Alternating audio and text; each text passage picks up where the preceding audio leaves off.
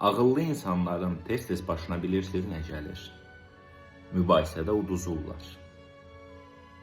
Schopenhauer deyirdi ki, mübahisədə qazanmaq üçün ağlıma gələn bütün arqumentləri sadəcə ard-arda düz rəqibinə danışmağa icazə vermə.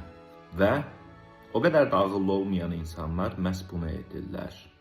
Ağıllı insanlar ağızlarından çıxardıkları hər cümləni fikirləşirlər və mübahisədə buna görə də vaxt itirirlər. Amma onların rəqibləri onların fikirləşməyə sərf elədiyi vaxtda danışmaqla məşğul olur və ona görə də kənardan belə görünür ki, iki nəfər mübahisə eləyir və biri digərini susturdu. Ona görə də necə deyiblər, əsla bir axmaqla mübahisə eləməyin, çünki kənardan baxanlar axmağın kim olduğunu anlamaya bilər. Və bu eyni zamanda böyük problemdir.